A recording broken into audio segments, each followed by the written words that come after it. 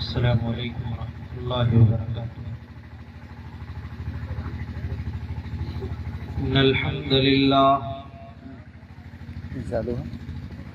نحمده ونستعینه ونستغفره ونعوذ باللہ من شرور انفسنا ومن سیئات اعمالنا، من يهده الله فلا مضل له ومن يضلل فلا هادي له، واشهد ان لا اله الا الله وحده لا شريك له، واشهد ان محمدا عبده ورسوله۔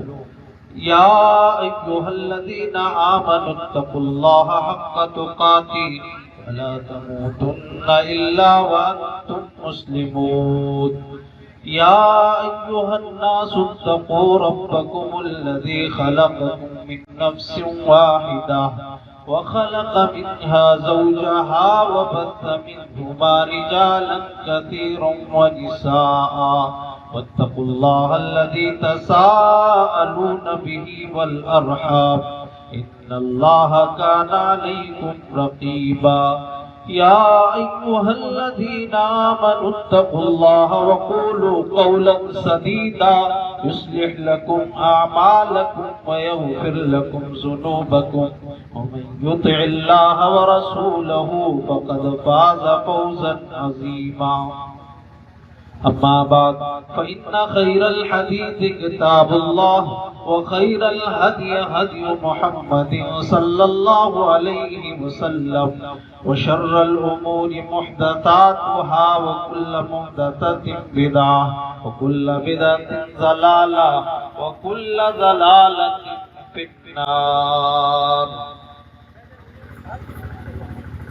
أعوذ بالله السميع العليم من الشيطان الرجيم، بسم الله الرحمن الرحيم۔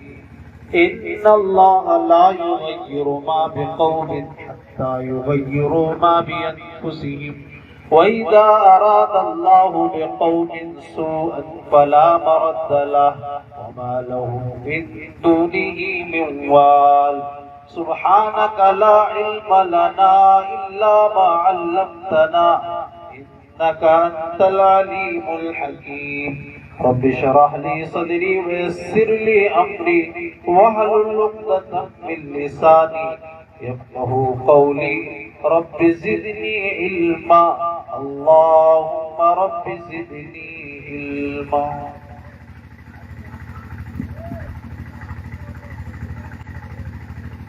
ہر قسم کی حمد و ثنا اس ذات پاک کے لیے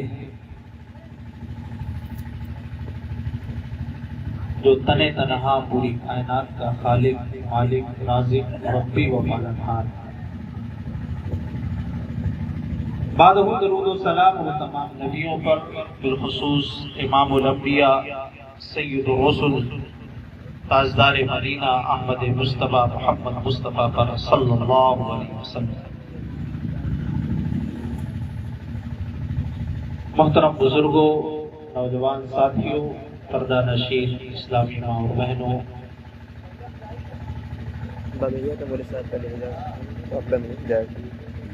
اس سے پہلے آپ نے کئی مدلل تقریریں سماعت فرمائی ہیں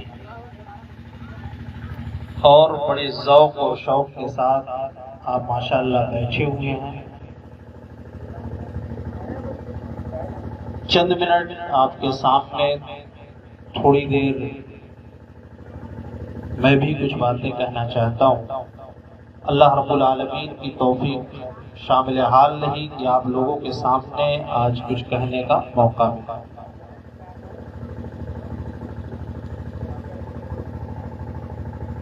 رات کافی ہو چکی ہے،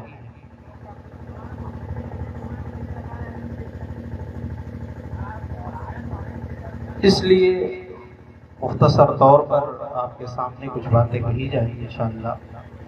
مجھے جس عنوان پر، جس موضوع پر خطاب کرنے کے لیے کہا گیا وہ ہے حالات حاضرہ اور ہماری ذمہ داریاں۔ موضوع بہت ہی وسیع ہے،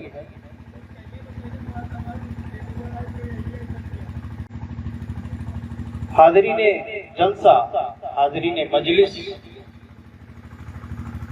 پوری دنیا میں مسلمانوں کے جو حالات،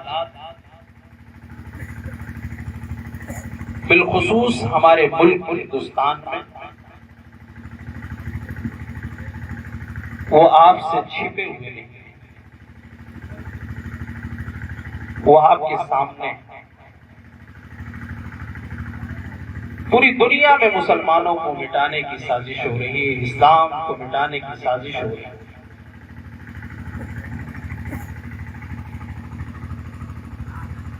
ان حالات کو دیکھ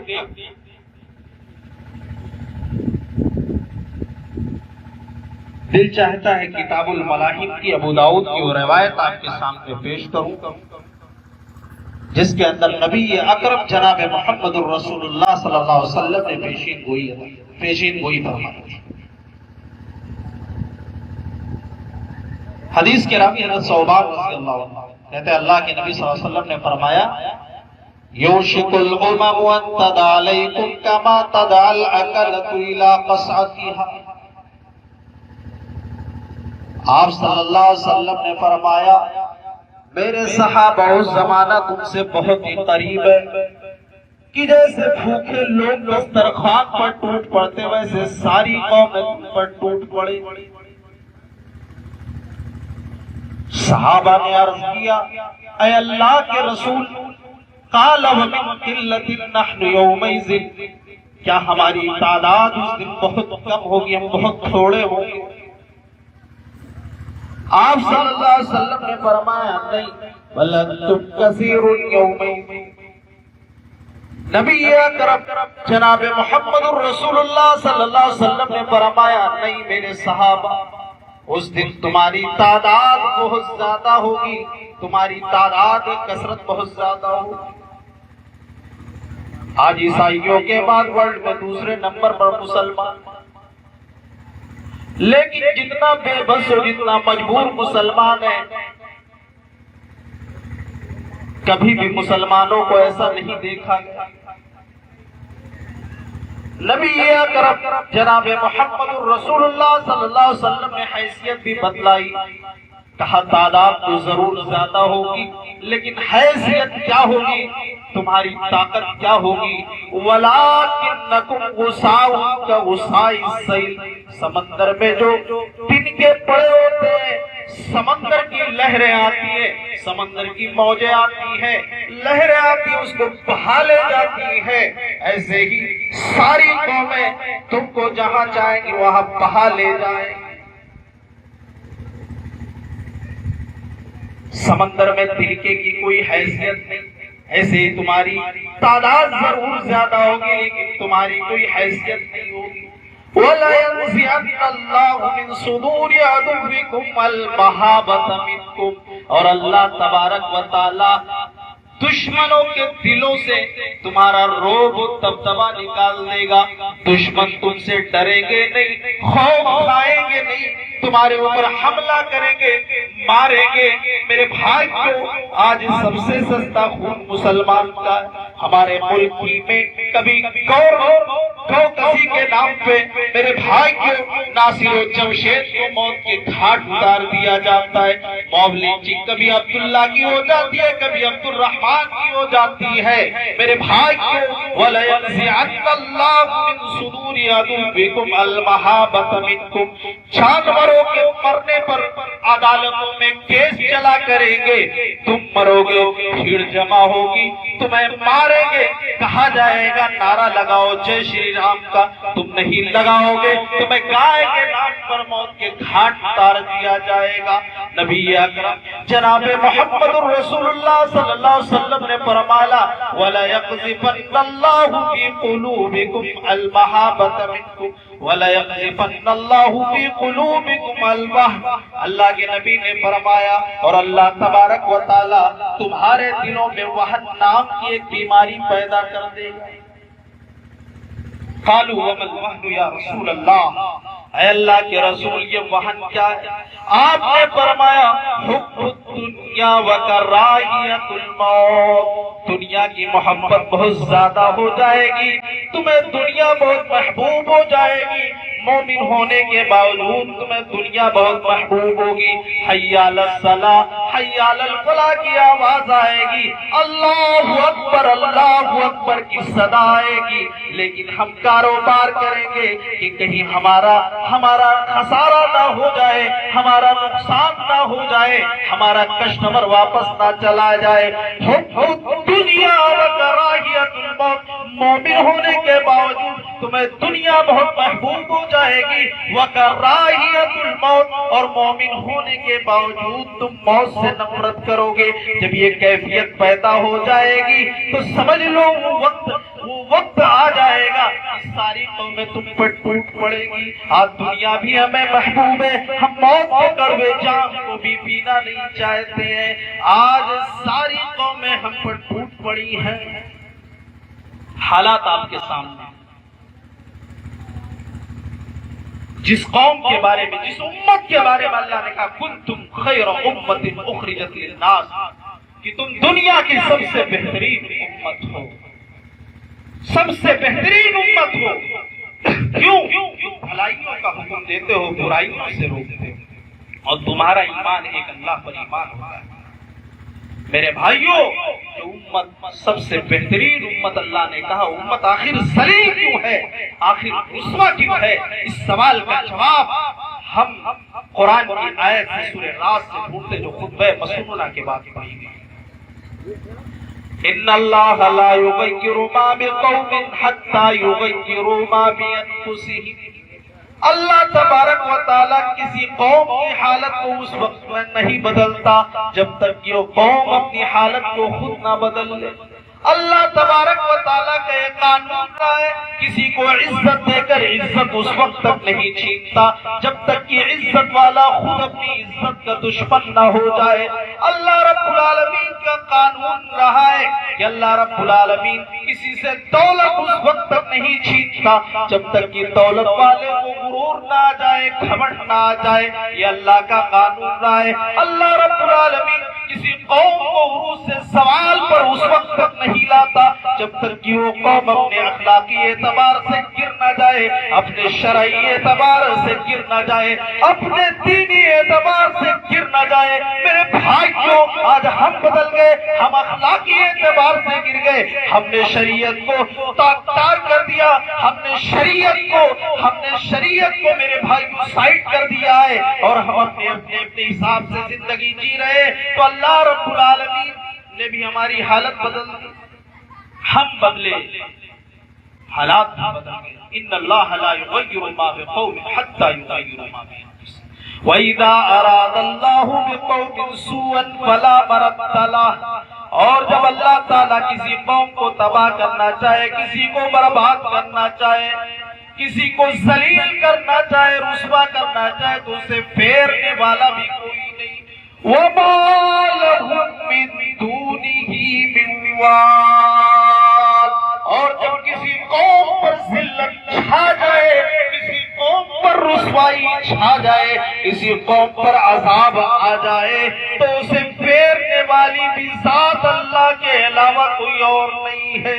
یہ الگ چیز ہے کہ ہم یہ سوچتے ہیں جب الیکشن آتا ہے کہ فلاں کی سرکار بنا لیں گے، ذلت ختم ہو جائے گی، فلاں کی حکومت آ جائے گی، ہم آباد ہو جائیں گے۔ میرے بھائی کو ضرورت اس بات کی ہے کہ ہم اللہ کی طرف لوٹیں، اپنے دین کی طرف لوٹنے کی ضرورت ہے۔ حالات آپ کے سامنے ہے، ایسا لگ رہا ہے کہ نبی اکرم جناب محمد الرسول اللہ صلی اللہ علیہ وسلم نے جس حدیث میں پیشی گوئی جس زمانے کی تھی، آج وہی زمانہ ہمارے سامنے ہے۔ اسی زمانے کے بارے میں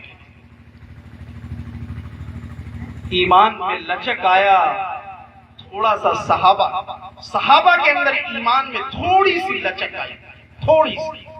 اللہ نے ان کو بھی نہیں بخشا، ان کو بھی معاف نہیں کیا۔ ہم تو صبح سے لے کر شام تک کتنی جھوٹ، کتنی مکاری، سودخوری اور حرام کاری، نمازیں اذانیں ہو رہی ہیں، کوئی فرق نہیں پڑا۔ ایمان میں تھوڑی لچک آئی۔ یاد کرو غزوہ حنین، جس میں 12,000 سے زیادہ لشکر صحابہ کی تعداد 12,000 سے بھی زیادہ. صحابہ کو اپنی کثرت پر تھوڑا سا ناز ہو گیا، اللہ کی مدد نہیں مانگی کہ آج بہت کثرت ہے، ہم فتح پا لیں گے، کامیاب ہو جائیں گے، آج کو ہمارا کیا بگاڑ دیا. کیا ہوا؟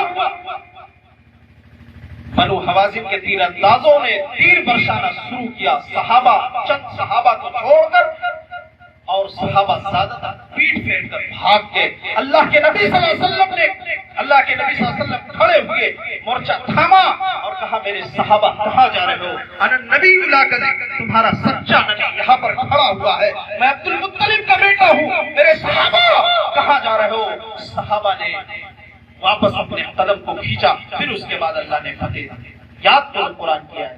وَيَوْمَ حُنَيْنٍ إِذَا أَعْجَبَتْكُمْ كَثْرَتُكُمْ فَلَمْ تُغْنِ عَنكُمْ شَيْئًا وَضَاقَتْ عَلَيْكُمُ الْأَرْضُ ثُمَّ وَلَّيْتُمْ مُدْبِرِينَ. یاد کرو حنین کے دن کو جب تمہیں اپنی کثرت پر ناز ہو گیا تھا، اپنی کثرت پر گھمنڈ ہو گیا تھا کہ اب تو ہماری تعداد ہے، اللہ کی مدد نہ بھی آئے تب بھی ہم کامیاب ہوں گے. فَلَمْ تُغْنِ عَنْكُمْ شَيْئًا، تمہاری کثرت سے تمہاری تعداد نے کوئی فائدہ نہیں دیا. وَضَاقَتْ عَلَيْكُمُ الْأَرْضُ، زمین کشادگی کے باوجود تم پر تک ہو گئی. ثُمَّ وَلَّيْتُمْ مُدْبِرِينَ، اور تم پیٹ پھیر کر بھاگ گئے. ثم انزل اللہ سکینت، پھر اللہ نے سکینت نازل فرمائی، فرشتوں کے جھنڈ بھیجے جو تمہیں دکھ نہیں رہے تھے. پھر اس کے بعد اللہ نے صرف اتنا دل میں یہ آیا کہ کثرت میں ناز ہو گیا، فوراً اللہ نے معاف نہیں کیا. اپنے نبی کے صحابہ کو جو انبیاء کرام کے بعد سب سے مقدس جماعت ہے. میرے بھائیوں، تو یہ حالات تھے جو آپ کے سامنے پیش کیے گئے. حالات حاضرہ میں ہماری ذمہ داریاں کیا ہے؟ موضوع بڑا وسیع ہے، لیکن چند دو تین چیزیں بتا کے اپنی بات کو میرے بھائیوں ختم کر رہا ہوں اور آپ کے بیچ سے رخصت ہو رہا ہوں. ان حالات میں ہم کیا کریں؟ بہت بڑا سوال ہے کہ ان حالات، جب حالات ہمارے اور آپ کے سامنے ہے تو ان حالات میں ہم کیا کریں؟ اللہ تبارک و تعالیٰ نے دو چیزوں کا ذکر قرآن کے اندر کیا. سورہ آل عمران کے اندر دو چیزیں کرنے کی ضرورت ہے. دو چیزیں کیا؟ وَإِن تَصْبِرُوا وَتَتَّقُوا لَا يَضُرُّكُمْ كَيْدُهُمْ شَيْئًا. کہا اگر تم لوگ صابر بن جاؤ، صبر کرنے والے بن جاؤ، متقی بن جاؤ، لا يضركم كيدهم شيئا، دشمن تمہارا کوئی نقصان نہیں پہنچائے گا، دشمن تمہیں کچھ بھی نقصان نہیں پہنچا پائیں گے. وہ دشمنوں کی چالوں کو اللہ تعالیٰ ناکام بنا دیں گے. یہ اللہ کا وعدہ ہے. صابر بن جاؤ، لیکن صبر کرنا بھی بہت مشکل کام ہے. اسی لیے اللہ نے جب فرمایا یا ایھا الذین آمنوا استعینوا بالصبر والصلاۃ، اے ایمان والو صبر اور نماز کے ذریعے اللہ سے مدد طلب کرو. صبر کا ذکر پہلے کیا، نماز کا ذکر بعد میں کیا، حالانکہ نماز بہت بڑی عبادت ہے. ان اللہ مع الصابرین، اے ایمان والو اللہ صبر کرنے والوں کے ساتھ ہے. اللہ نے یہ نہیں کہا کہ اللہ نماز پڑھنے والوں کے ساتھ ہے، اس لیے کہ نماز پڑھنا یہ آسان کام ہے. اور ہم نے اور آپ نے ابھی رمضان کا مہینہ گزرا، ہم نے دیکھا ہے کہ وضو خانے پر جگہ نہیں مل رہی تھی. فجر میں بھی تعداد، تراویح میں بھی تعداد، ہم نمازیں بھی پڑھ رہے تھے، تلاوت بھی کر رہے تھے، لیکن صبر کرنا بہت ہی مشکل کام ہے. کتنا مشکل کام ہے میرے بھائیوں. مختصر طور پہ باتیں رکھ رہا ہوں. صحیح مسلم کی روایت ہے، ایک عورت اپنے بچے کے قبر کے پاس بیٹھ کر رو رہی ہے. نبی اکرم جناب محمد رسول اللہ صلی اللہ علیہ وسلم کا گزر ہوا. وہ ایمان تو لائی تھی، لیکن اس نے کبھی جناب محمد رسول اللہ صلی اللہ علیہ وسلم کو اپنی آنکھوں سے دیکھا نہیں تھا. اللہ کے نبی نے اس عورت سے کہا اللہ کی بندی صبر کر، اللہ تجھے اچھا بدلہ دے گا، نیک بدلہ دے گا. صبر کر. صبر کرنا بہت ہی مشکل کام ہے. ابھی آپ کو پتا چل جائے کہ میرے بیٹے کے ساتھ کوئی حادثہ ہو گیا یا آپ دکان بند کر کے آئے، دکان میں آگ لگ گئی، دیکھو آپ کیسے صبر کرتے ہیں۔ اللہ کے نبی نے کہا صبر کر، اللہ تجھے اچھا بدلہ دے گا، نیک بدلہ دے گا۔ وہ پہچانتی نہ تھی، اس نے نظریں اٹھائی، نبی اکرم جناب محمد رسول اللہ صلی اللہ علیہ وسلم سے کہا چل چل نکل جا، میرے جوان بیٹے کا انتقال ہو گیا ہے، تو مجھے صبر کی تلقین کر رہا ہے۔ اللہ کے نبی رحمت للعالمین تھے، آپ مسکرائے چل دیے۔ کسی نے 3 دن کے بعد کسی نے اس عورت کو بتایا، وہ تو جناب محمد رسول اللہ صلی اللہ علیہ وسلم تھے۔ وہ عورت جلدی جلدی جاتی ہے، اے اللہ کے نبی، اللہ کی نبی کی خدمت میں حاضر ہوتی ہے، اے اللہ کے نبی میں آپ کو جان نہ سکی، میں آپ کو پہچان نہ سکی، اے اللہ کے نبی آج آپ مجھے صبر کی تلقین کر دیجئے، آج میں صبر کروں گی۔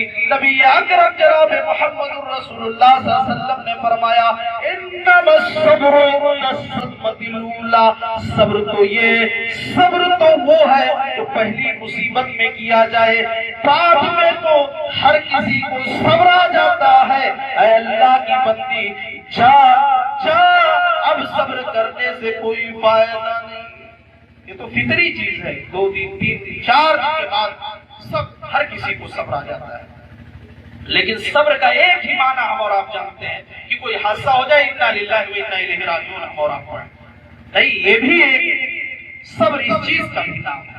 لیکن صبر نیکی کے کاموں میں، آپ فجر کی نماز میں نرم گرم بستر کو چھوڑ کر مسجد میں آتے، آپ کو جو تکلیف ہوتی، جو پریشانی ہوتی، اس کو برداشت کرتے، اس کا بھی نام صبر۔ زنا کے اڈے، گناہوں کے اڈے کھلے ہوئے ہیں، آپ اپنے نفس کو، خواہشوں کو کچل رہے ہیں، نہیں ہم اللہ کی نافرمانی نہیں کریں گے، اس کا بھی نام صبر ہے۔ میرے بھائیوں، نیکی کے کاموں پر جو تکلیف ہو رہی ہے، آپ تکلیفوں کو برداشت کریں، اس کا بھی نام صبر ہے۔ اور گناہوں کے اڈوں سے آپ بچ رہے ہیں، گناہ سے بچ رہے ہیں، آپ خواہشوں کو کچل رہے ہیں، اس کا بھی نام صبر ہے۔ وَتَتَّقُوا، کہا متقی ہو جاؤ، صابر ہو جاؤ، دشمنوں کی چالوں کو ناکام بنانے کے قرآن کی آیت ہے، سورہ آل عمران کی آیت ہے، یہ بہت بڑی ذمہ داری ہے۔ تقوی رمضان کا مقصد تھا لعلکم تتقون، تاکہ تم متقی ہو جاؤ۔ ماہ رمضان ختم ہوا، تقوی کہاں گیا ہمارا اور آپ کا؟ 30 روزے ہم نے اور آپ نے رکھے، ہم نے نمازیں پڑھی، ہم نے تلاوت کی، لیکن جیسے ہی عید کی چاند کی خبر آتی ہے کہ آج کل عید کی نماز ہوگی، ویسے ہی ساری چیزیں ختم ہو گئی۔ 40 سال کی زندگی گزر گئی، 50 سال کی زندگی گزر گئی، کئی رمضان ہم نے گزار دیے، لیکن ہم متقی نہ بن سکے۔ یہ افسوس کا مقام ہے۔ اللہ نے فرمایا وَمَن يَتَّقِ اللَّهَ يَجْعَل لَّهُ مَخْرَجًا وَيَرْزُقْهُ مِنْ حَيْثُ لَا يَحْتَسِبُ، کہا تم لوگ متقی ہو جاؤ، مشکل سے مشکل حالات سے ہم تمہیں نکال دیں گے، اور روزی کا شکوہ کرنے والے کہ ہماری روزی تنگ ہے، اللہ نے کہا وَيَرْزُقْهُ مِنْ حَيْثُ لَا يَحْتَسِبُ، ہم ایسی جگہ سے تمہیں روزی دیں گے نا متقیوں کو کہ وہ کبھی گمان بھی اس نے نہیں کیا ہوگا۔ تو یہ 2 چیزیں۔ نمبر 2، اللہ پر بھروسہ، اللہ پر بھروسہ۔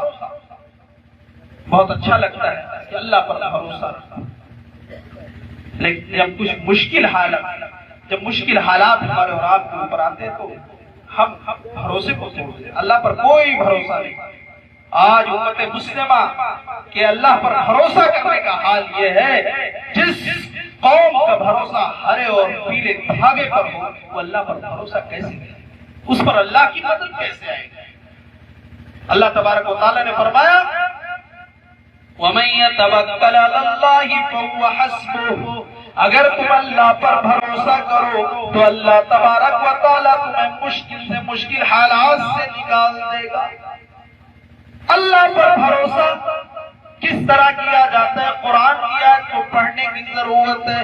فَلَمَّا تَرَى الْجَمْعَانِ قَالَ أَصْحَابُ مُوسَىٰ إِنَّا لَمُدْرَكُونَ، موسیٰ علیہ السلام اپنی قوم کو لے کر جا رہے ہیں، فرعون کے چنگل سے نجات دلا کر، فرعون کا بھی لشکر پیچھا کر رہا ہے، فرعون بھی ہے، اس کا لشکر بھی ہے، موسیٰ علیہ السلام اپنی قوم کو لے کر جا رہے ہیں، سامنے سمندر آ گیا، موسیٰ علیہ السلام کی قوم نے کہا اے موسیٰ اے میرے پیغمبر اب تو ہم پکڑ لیے جائیں گے، پھر سے جکڑ لیے جائیں گے، پیچھے فرعون اور اس کا لشکر آ رہا ہے، سامنے سمندر ہے، ہم کہاں جائیں گے؟ اللہ پر بھروسہ نہیں کیا گیا۔ موسیٰ علیہ السلام نے کیا جواب دیا؟ قال کلا، ہرگز نہیں، ان معی ربی سیہدین، موسیٰ کا رب موسیٰ کے ساتھ ضرور کوئی راستہ نکالے گا۔ موسیٰ علیہ السلام نے جب بھروسہ اللہ پر کیا تو اللہ نے کیا کہا؟ اضرب بعصاک البحر، اے میرے پیغمبر موسیٰ اپنی عصا کو اس پانی پر، سمندر کی پانی پر مارو۔ عصا کو مارا جاتا ہے، میرے بھائی کو پانی دونوں طرف پہاڑ کی طرح کھڑا ہو جاتا ہے، راستہ بن جاتا ہے۔ موسیٰ علیہ السلام اپنی قوم کو لے کر نکل جاتے ہیں۔ فرعون نے بھی نکلنے کی کوشش کی لیکن اللہ نے فرعون اس کی لشکر کو غرق کر دیا۔ یہ اللہ پر حضرت ابراہیم علیہ السلام کو آگ میں ڈالے جانے کی تیاری، آگ جلائی جاتی ہے، ہوا کا فرشتہ آتا ہے، ابراہیم کہو تو ہوا جلا دوں آگ ٹھنڈی ہو جائے۔ ابراہیم علیہ السلام نے کہا چلے جاؤ، میں اللہ کی توحید کی خاطر آگ میں جا رہا ہوں، میں اللہ کی توحید کی خاطر آگ میں ڈالا جا رہا ہوں، چلے جاؤ، مجھے کوئی ضرورت نہیں ہے۔ بھروسہ دیکھو، حسبنا اللہ و نعم الوکیل، ہمارا اللہ ہمارے لیے کافی ہے، بہترین کارساز ہے، کام بنانے والا ہے۔ اس چھوٹی سی دعا کو پڑھتے ہیں، آگ میں ڈال دیا جاتا ہے۔ میرے بھائی کو جب اللہ نے دیکھا میرے پیغمبر، میرے حبیب، میرے پیغمبر، میرے خلیل کو اتنا زیادہ بھروسہ ہے میرے اوپر، اللہ نے بھی آگ کو حکم دیا، یا نار کونی بردا وسلاما علی ابراہیم، اے آگ تو نہیں جانتی کہ میرے بندے ابراہیم نے کس کو پکارا؟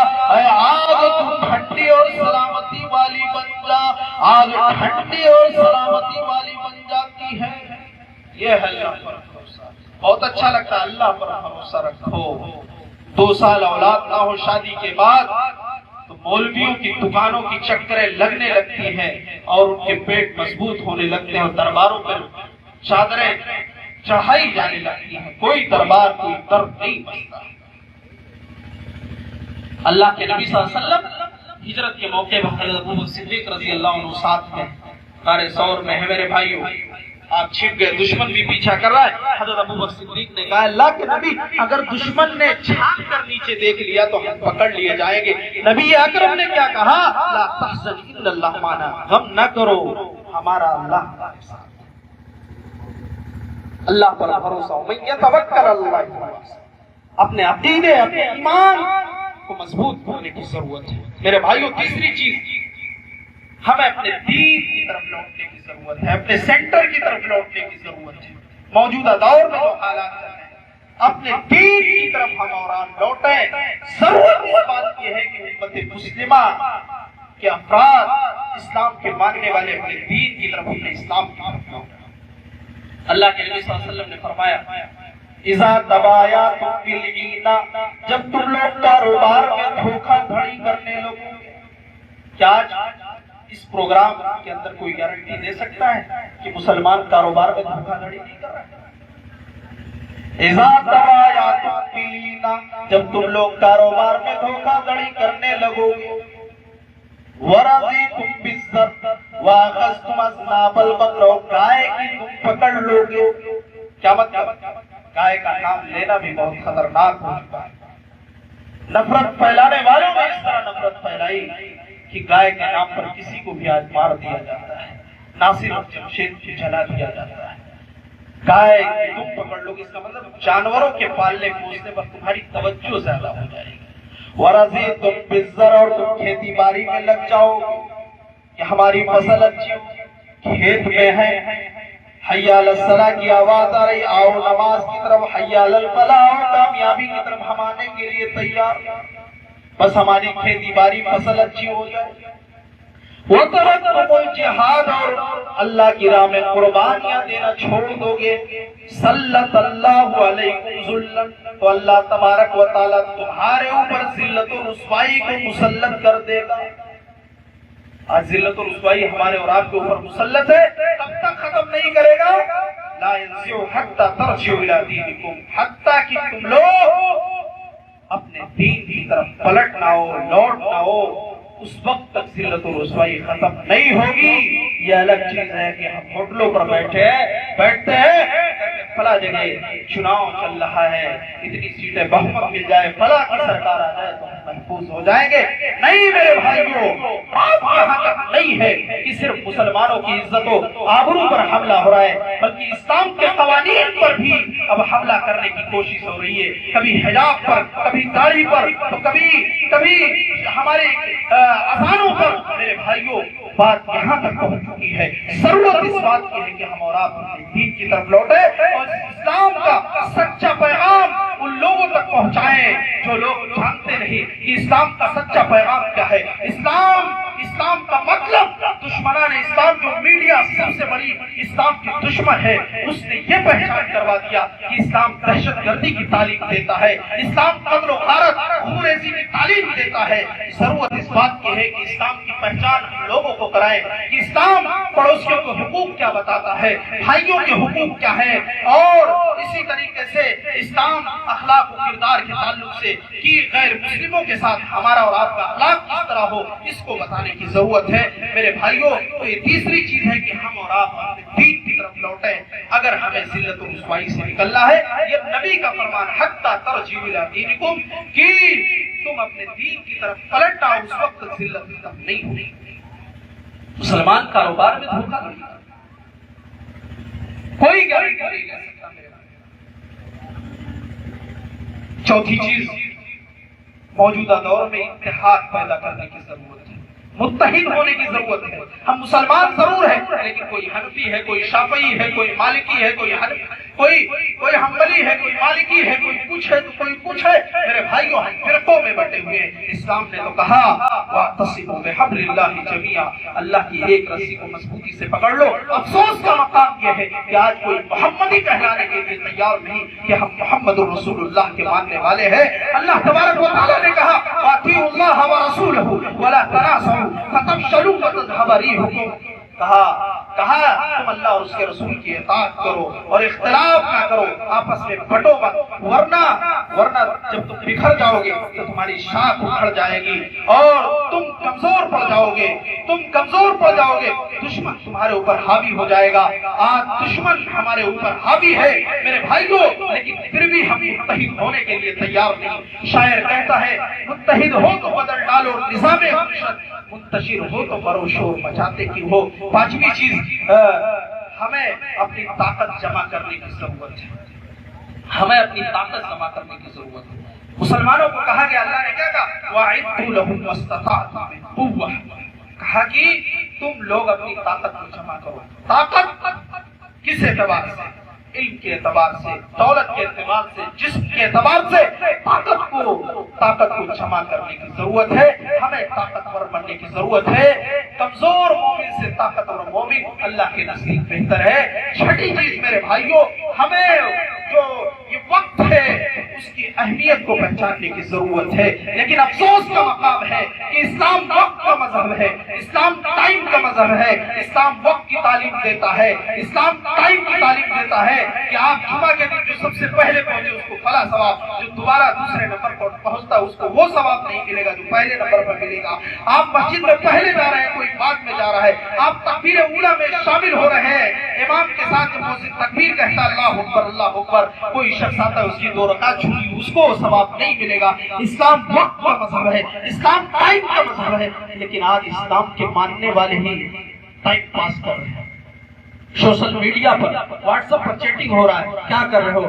ٹائم پاس نہیں ہو رہا ہے۔ کوئی گیم کھیل رہا ہے، PUBG گیم کھیل کر آج کا ہمارا نوجوان ٹائم پاس کر رہا ہے، آج کا ہمارا نوجوان فیس بک پر ٹائم پاس کر رہا ہے۔ میرے بھائی کو انگریزوں نے یہ طے کر لیا ہے کہ مسلمانوں سے لڑنے کی ضرورت نہیں، دشمنان اسلام نے یہ طے کر لیا مسلمانوں سے جنگ لڑنے کی ضرورت نہیں، مسلمانوں کو صرف اور صرف ان کے دین سے انہیں ہٹا دو، انہیں شراب کے اڈوں پر پہنچا دو، انہیں زنا کے اڈوں پر پہنچا دو۔ کچھ کہوں تو کہا نہیں جاتا، چپ رہوں تو رہا نہیں جاتا، دل کے جذبات کہتے ہیں ساری باتیں کھول کر رکھ دی جائے۔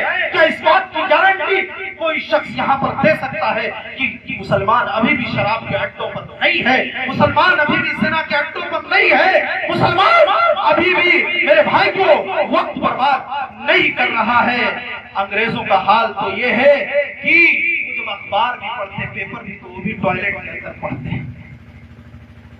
ہمارا نوجوان پڑھائی میں بھی پیچھے ہے اور دین میں بھی پیچھے ہے۔ میرے بھائیوں، علامہ اقبال نے ایک چیز لکھا ہے کہ ایک یہودی کا بچہ جب پارک میں بھی جا رہا ہے تو وہاں بھی اپنی کتابیں پڑھ رہا ہے، محنت کر رہا ہے۔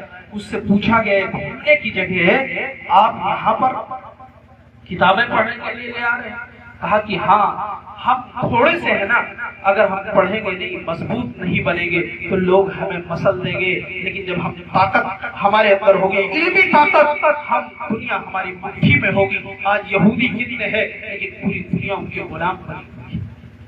تو وقت کی بربادی ہم نہ کریں۔ وقت کے تعلق سے مذہب اسلام نے کہا کہ سوال کیا جائے گا کہ جوانی تم نے کہاں گزاری، تمہیں 60 سال کی عمر ہم نے دی، کہاں گزاری؟ موجودہ دور میں ہمیں قرآن سے اپنے رشتوں کو مضبوط کرنے کی ضرورت ہے۔ بس 5 منٹ کے اندر اپنی بات کو ختم کر رہا ہوں۔ قرآن سے اپنے رشتوں کو مضبوط کرنے کی ضرورت ہے۔ رمضان ختم، قرآن طاقوں میں سجا دیا، پھول اور گردے جم رہے ہیں۔ اللہ کے نبی نے فرمایا ان اللہ یرفع بهذا الکتاب اقواما ویضع به آخرین۔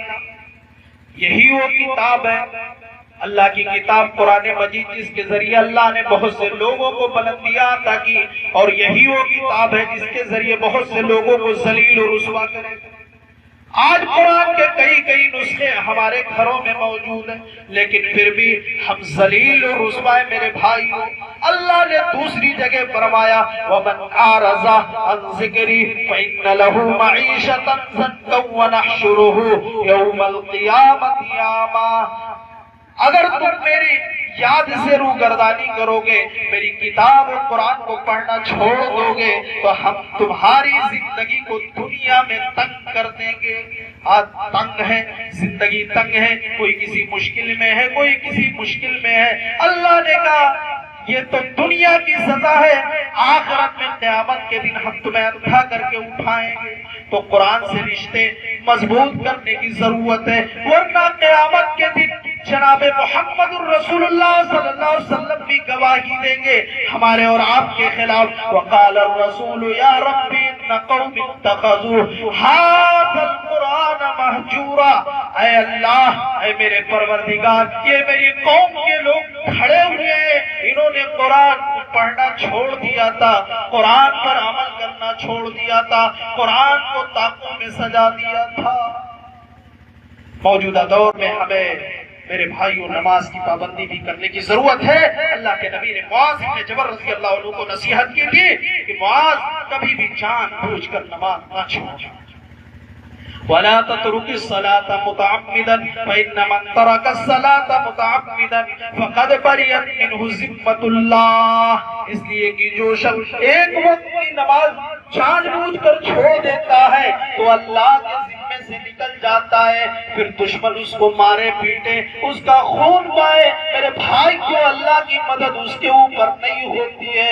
اور اس پر علماء کا اجماع ہے، علماء کا اتفاق ہے۔ علامہ ابن قیم رحمہ اللہ لکھتے ہیں کہ علماء کا اتفاق ہے کہ ایک وقت کی نماز جان بوجھ کر چھوڑ دینا یہ شراب پینے سے بھی زیادہ بڑا گناہ ہے، چوری کرنے سے بھی زیادہ بڑا گناہ ہے، زنا کرنے سے بھی زیادہ بڑا گناہ ہے، میرے بھائیوں شراب نوشی سے بھی زیادہ بڑا گناہ ہے، سود و خوری سے بھی زیادہ بڑا گناہ ہے۔ تو نماز کی حفاظت کریں، اللہ کی مدد ہمارے اور آپ کے اوپر ہوگی۔ جب اللہ کی مدد ہوگی دشمن ہمارا کچھ بھی نہیں بگاڑ سکتے۔ آخری چیز جو سب سے اہم چیز ہے میرے بھائیوں وہ ہے اس امت کی بنیاد توحید پر ہے، عقیدہ توحید کو مضبوط کرنے کی ضرورت ہے۔ اللہ نے وعدہ کیا ہے کہ ہم تمہیں بادشاہت دیں گے، حکومت دیں گے، حکومت تمہارے ہاتھوں میں ہوگی۔ وہ آیت کریمہ پڑھ کر اپنی بات کو ختم کر رہا ہوں۔ وعد اللہ الذین آمنوا منکم وعملوا الصالحات ليستخلفنهم في الأرض كما استخلف الذين من قبلهم وليمكنن لهم الذي ارتضى لهم وليبدلنهم من بعد خوفهم أمنا يعبدونني لا يشركون بي شيئا۔ اللہ نے وعدہ کیا ایمان والوں کے ساتھ اور نیک عمل کرنے والوں کے ساتھ کہ ہم زمین میں ضرور خلیفہ بنائیں گے، بادشاہت دیں گے، حکومت دیں گے، جیسا کہ ہم نے پہلے لوگوں کو دی ہے، اور اس زمین والوں کو دین اسلام سے راضی کر دیں گے۔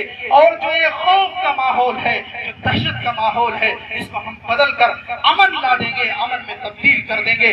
شرط یہ ہے میرے بندو یعبدوننی لا یشرکون بی شیئا، میرے عبادت کے ساتھ کسی کو شریک نہ کرو، شرک سے دور رہو۔ شرک ہی وہ بیماری ہے، شرک ہی وہ گناہ ہے، شرک ہی وہ گناہ تھا جس کی وجہ سے پہلے قوموں کو تباہ و برباد کیا گیا۔ قل سیروا فی الارض فانظروا کیف کان عاقبۃ الذین من قبلہم کان اکثرهم مشرکین، زمین میں چلو پھرو، دیکھو تم سے پہلے جو بستیاں تھیں تہس تہس کر ڈالی گئی، ان کا جرم صرف یہ تھا کہ وہ مشرک بن گئے تھے۔ ہمیں ایک اللہ کی عبادت کی دعوت کی گئی تھی، لیکن ہم نے اللہ کی عبادت کی جگہ ہم نے کئی معبود ہم نے اپنا لیے ہیں۔ میرے بھائیوں، آج مسجدوں میں چٹائیاں ٹوٹی پڑی ہے، لیکن مزاروں پر قیمتی چادریں بچھی ہے۔ سچ ہے کمندیں غیر میں ڈالی ہے چادروں پر، اور ایک ہم ہیں کہ کھڑے ابھی مزاروں پر۔ غریب شہر ترستا ہے کہ رضا کے لیے، غریب شہر ترستا ہے چادر رضا کے لیے، غریب شہر ترستا ہے کہ رضا کے لیے۔ بہت سی چادریں چڑھی ہوئی مزاروں پر، ہم اپنے گھر کا اندھیرا تو دور کر نہ سکے مگر چراغ جلاتے رہے مزاروں پر۔ میرے بھائیوں، اس پروگرام کو جس نے رچایا اور بسایا ہے، اللہ رب العالمین سے دعا کرتا ہوں رب العالمین اس پروگرام میں محنت کرنے والے اور ہم سب کے بیٹھنے کو اور سفر سے جو ہم لوگ آئے ہوئے سب کو اللہ رب العالمین اس کو قبول فرمائے، سب کی محنتوں کو قبول فرمائے۔ آج طبیعت ناشاد تھی لیکن شکیل بھائی کی محبت، بار بار فون آپ لوگوں کے بیچ میں اللہ کی توفیق سے آپ لوگوں کے سامنے کچھ باتیں کہنے کا موقع ملا۔ انشاءاللہ کبھی پھر کوئی موقع ملے گا انشاءاللہ تو ضرور آپ کے سامنے حاضر ہوگا۔ اللہ تبارک و تعالیٰ سے دعا ہے رب العالمین ہم تمام لوگوں کو عقیدہ توحید پر قائم رکھے۔ رب العالمین دنیا میں جتنے مسلمان پریشان حال ہے رب العالمین تو ان کی پریشانیوں کو دور فرما دے۔ رب العالمین ہم میں سے جو بیمار ہے رب العالمین تو ان کو شفائے کاملہ عاجلہ عطا فرما۔ رب العالمین جو اس گاؤں میں کچھ مہینے پہلے تھے وہ اب نہیں ہے، یا دنیا سے جتنے مسلمان جا چکے ان کے قبروں کو نور سے بھر دے، ان کو کرور کرور جنت الفردوس عطا فرما۔ رب العالمین سے دعا ہے کہ ہمارے نوجوان جو ہمارے گاؤں سے دور ہے، گھر بار سے دور ہے، ممبئی یا سعودیہ یا کہیں بھی ہے، رب العالمین تو ان کو رزق حلال نصیب فرما، ان کی تو حفاظت فرما، دشمنوں سے ان کو محفوظ فرما۔ رب العالمین ہم تمام لوگوں کو جب تک زندہ رکھے اسلام پر خاتمہ بالخیر عطا فرما۔ آمین وآخر دعوانا الحمدللہ رب العالمین۔ السلام علیکم ورحمۃ اللہ وبرکاتہ۔